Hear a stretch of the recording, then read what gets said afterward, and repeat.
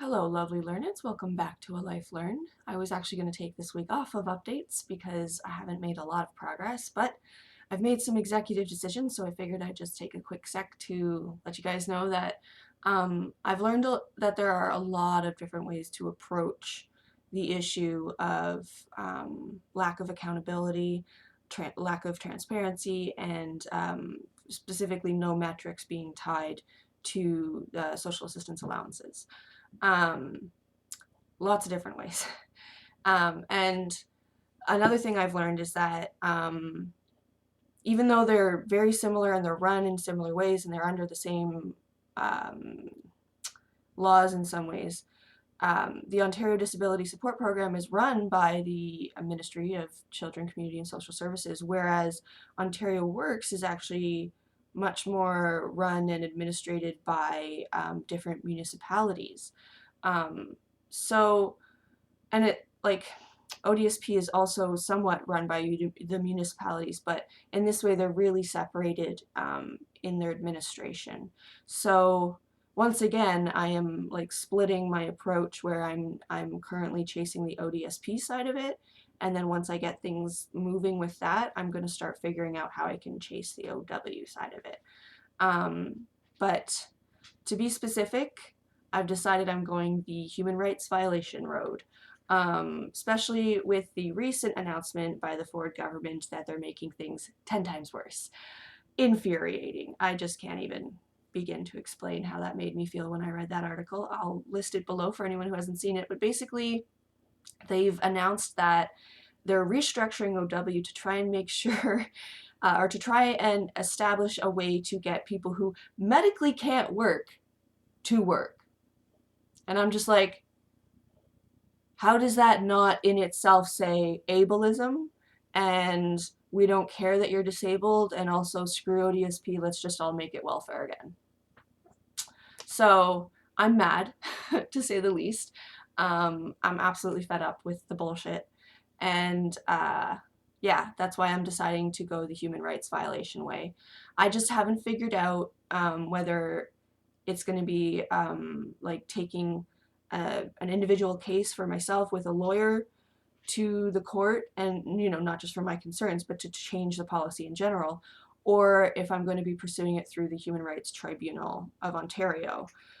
One concern, of course, is that Ford has consolidated a lot of the tribunals and made wait times terribly long, and the efficiency of a lot of those tribunals way worse since his time in power, because that's one of his lovely money-saving methods is, screw the system, we just need the money to give over to my rich friends.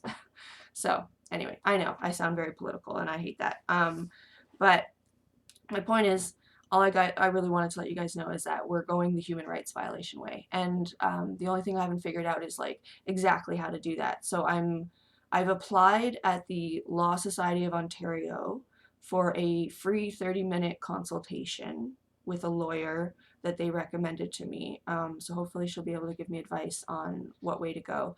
I did already try calling the pro bono hotline of Ontario or something like that. If you Google free legal advice, you'll get like pro bono Ontario, but they didn't have a whole lot to offer. They're just like, yeah, this isn't really issues that we deal with. And the guy was like, yeah, so I gotta go. He was trying to get me off the phone, so not super helpful.